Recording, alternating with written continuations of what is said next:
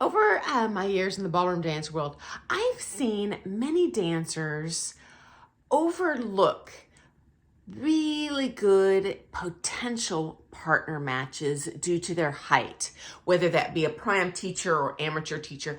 I had one student very early on in my career, in fact, my very first prime student, who came to me, and he explicitly said the reason he came to me is because of my height, which I was like, what? Shouldn't it be because of my dancing? And we love dancing together, guys. Yeah, this happens. And okay, here's my 2 cents on it. Okay, first of all,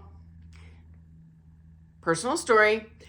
I was a big fan of Massimo Giorgiani and Alicia Manfredini. These are 8-time world amateur standard champions and 2-time world professional 10 dance champions. Okay.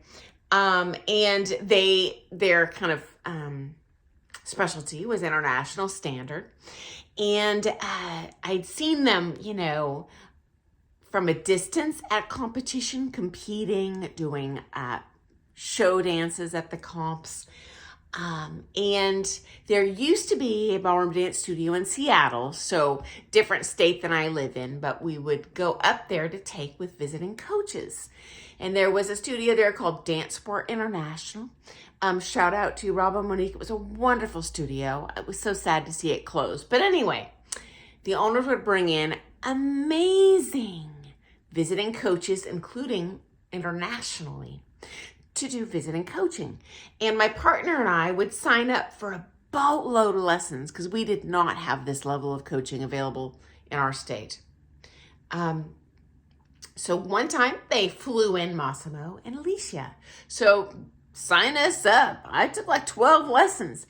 Anyway, imagine my shock when they walk into the room that morning, and honest to God, guys, the dude was like 3 inches shorter than her. I was stunned. Took me totally by surprise. And they obviously were very well suited to each other. In my experience for smooth and standard, at least the kind of traditional ballroom dances, the leg length and synchronicity in the leg movement in the hips will get you a lot farther than having, I must have a lead that is 3 inches taller than my whatever. In my opinion, the build is much more of just something to overcome, and I've shared, I've taught same-sex competitors, and that can be a little bit of a challenge because the figures, are engineered for one partner to be like proportionally larger on the top than the bottom, etc. But nothing that can't be overcome by your teacher, okay? And it's not your teacher's first rodeo. If you're doing prime, they know how to make a tall dancer look good. They know how to make a short dancer look good. They will adjust their body to best match your dancing. Have my word on that. They're certainly going to do it to the best of their ability. Number 2, if it's an amateur partner, unless you're taking with a pretty inexperienced teacher, guarantee you're not the first couple that maybe hasn't been that quote unquote ideal partner match. Okay, another personal story for you. My first pro ballroom dance partner, we danced together, over 15 years, I think. Anyway, he almost didn't partner with me when we first met because I was too short. And reflecting back, I was like 4 or 5 inches shorter than him. Like, I wasn't like an elf, okay? But in his mind, he had a very specific, okay, she must be 3 inches shorter so that when she wears 2.5-inch heels, she's a half inch shorter, blah, blah, blah, blah, blah, blah, blah, blah. Guys, made zero difference at all. Like, he was afraid I wouldn't be able to keep up or something. We had a number of coaches straight up tell us I had better standing leg action and flight than he did. So even the leg height difference didn't matter. And he did have very long legs compared to mine. So nothing that cannot be overcome. And guys, this is cray cray. He was so set on this. He actually suggested to me that I look into a surgery where they break your leg bones and then stretch them out over a period of time and they regrow, very painful, so that I could be a better height match. Like, I'm sorry, dude, are you on crack? Like, and believe you me, I love ballroom dancing. I will do anything it takes to get better, but I kind of have to draw the line somewhere, including breaking my legs. And you know what, of course, as soon as we had danced together for a while, that sort of mindset disappeared. Okay, here's another story for you. You might have heard of Igor and Irina Pelipinchuk. Okay, 2-time U.S. professional 10 dance champions. They are lovely together. They look great doing Latin. They look great doing standard. I think this is a very pleasing to look at professional couple. Mind you, they've retired now, but was certainly inspirational early on my career when I had a partner who was, 4 or 5 inches taller. And I don't know for a fact what their height difference is. I've seen them up close, but I guess I've just never really studied it. But I mean, I would guess, guys, he's like a foot taller than her. If you happen to be from that area of the country and that's kind of your coaches, people you've taken from, let me know what their height difference is. But it's definitely not like 2-3 inches, okay? Now back to Massimo and Alicia competing in standard.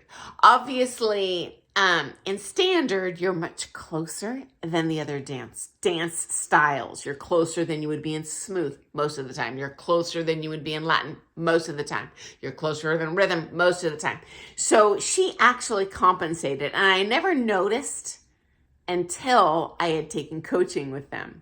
She wore 2-inch heels instead of 3-inch. So I never noticed on the comp floor. Usually that would stick out, but I guess because of the height difference, it just looked like she was the right height.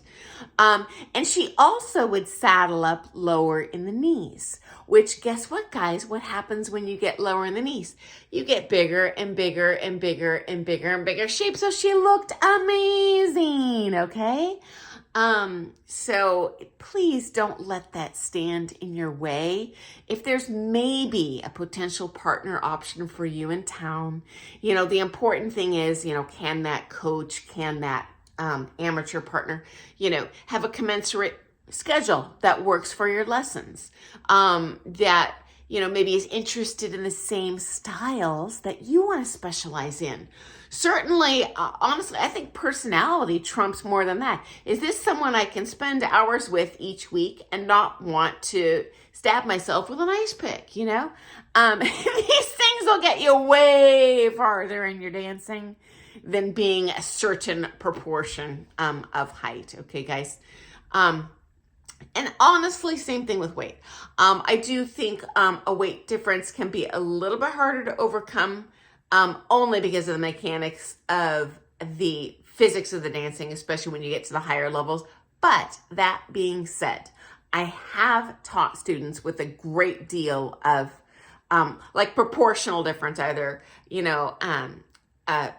for example, a follow that's really big on the top, tiny on the bottom, and the lead is built kind of the other way compared to like the traditional male, female bold. Nothing we can't overcome as a teacher, okay? No biggie.